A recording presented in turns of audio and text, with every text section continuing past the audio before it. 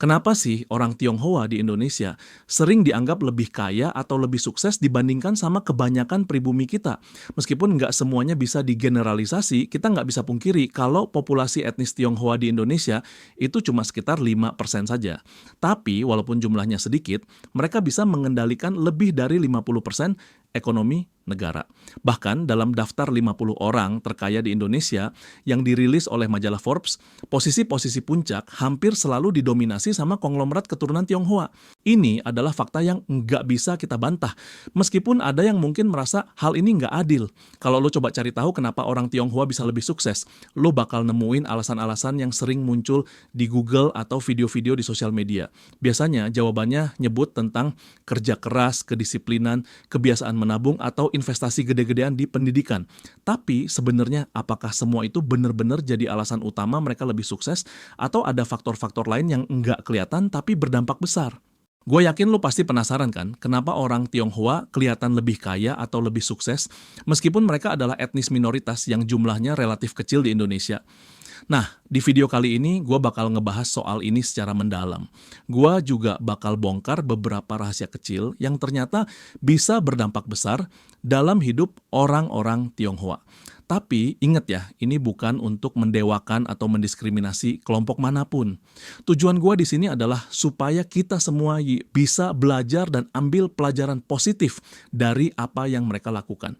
Sekedar disclaimer, video ini dibuat untuk tujuan edukasi, bukan untuk menciptakan stereotip atau merasiskan. Kesuksesan dan kegagalan itu adalah hak setiap individu, bukan sesuatu yang bisa digeneralisasi berdasarkan latar belakang etnis atau kelompok. Nggak semua orang Tionghoa pasti kaya dan nggak semua pribumi pasti miskin. Jadi, tujuan gua adalah ngajak lo untuk mempelajari prinsip-prinsip yang udah terbukti berhasil dan bisa diadopsi oleh siapa aja, terlepas dari latar belakangnya. Makanya, mari kita buka pikiran kita dan belajar bersama. Untuk ngerti kenapa orang Tionghoa sering dianggap lebih kaya atau lebih sukses, kita harus ngebalik waktu dulu, sekitar 1 atau 2 abad yang lalu, dan lihat sejarah kedatangan mereka ke Nusantara. Kedatangan pertama mereka bukanlah karena mereka datang dari orang kaya yang bawa uang banyak. Justru sebaliknya, mereka datang sebagai perantau yang meninggalkan tanah leluhurnya buat cari kehidupan yang lebih baik. Kebanyakan dari mereka datang ke Nusantara cuma bawa pakaian di badan dan tekad di hati.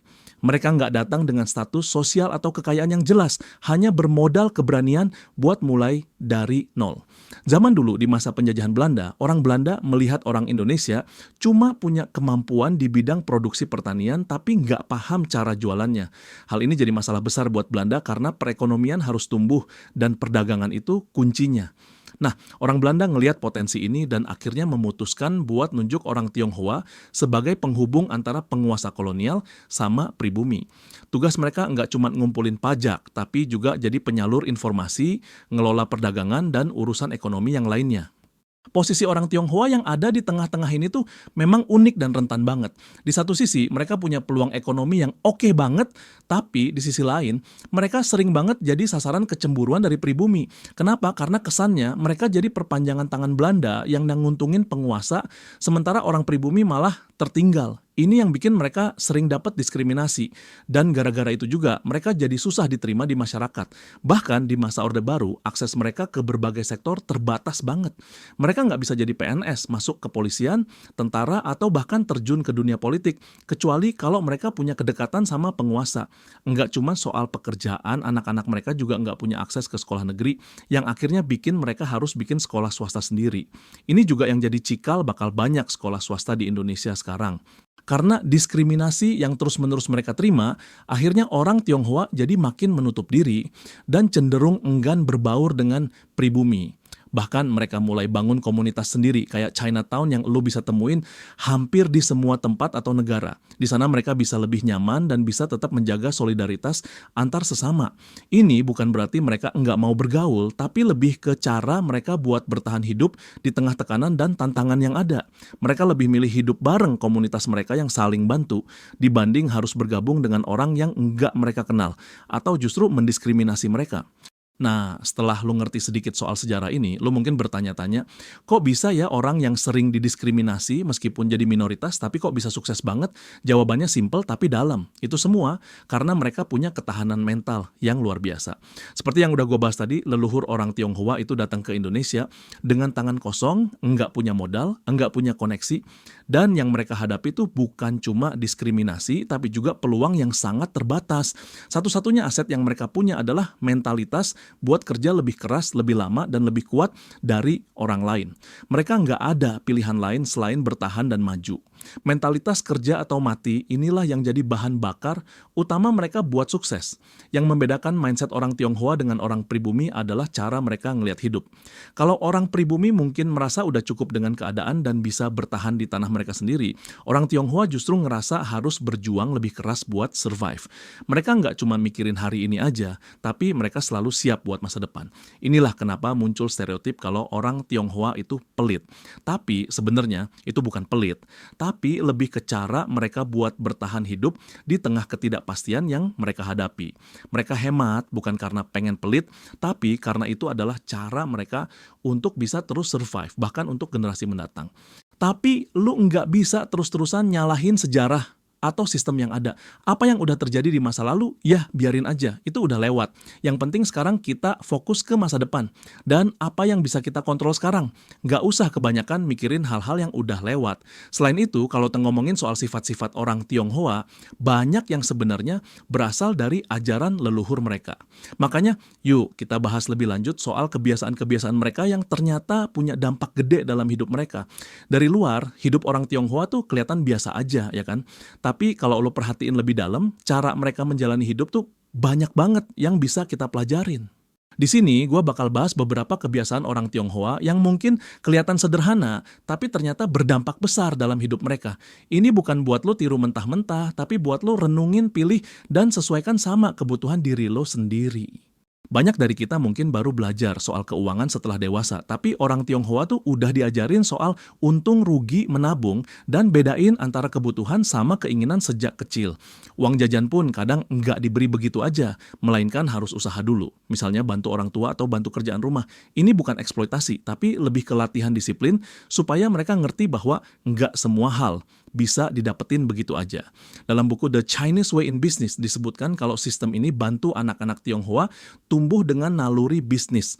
Mereka nggak cuma disuruh, tapi dilibatkan dalam diskusi, dikasih kesempatan buat coba, dan kalau gagal pun mereka tetap didampingi.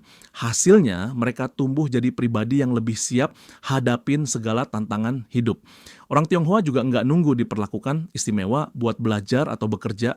Mereka udah terbiasa bergerak dan berusaha karena mereka sadar bahwa masa depan mereka sangat bergantung pada usaha pribadi, bukan bantuan dari orang lain. Bagi banyak orang Tionghoa, hidup hemat bukan kewajiban, tapi kebiasaan. Mereka nggak merasa harus tampil kaya supaya dianggap sukses. Justru mereka lebih bangga kalau bisa hidup sederhana tanpa berlebihan. Mungkin lo pernah lihat orang kaya yang pakaiannya biasa aja, itu sering banget terjadi di kalangan orang Tionghoa. Mereka percaya kalau nilai seseorang tuh bukan dilihat dari apa yang dipakai, tapi dari apa yang dihasilkan. Kedisiplinan yang mereka punya udah ditanamkan sejak dini. Yang contohnya waktu Imlek anak-anak sering banget nerima angpau dan bukannya langsung dipakai buat beli barang-barang nggak penting, uang itu lebih diprioritaskan buat ditabung dulu. Kedisiplinan ini tuh berlanjut sampai mereka dewasa. Jadi nggak heran kan kalau banyak orang Tionghoa bisa nabung sampai 50-80% dari penghasilan mereka. Mereka tuh ngerti banget kalau menabung itu penting banget buat masa depan.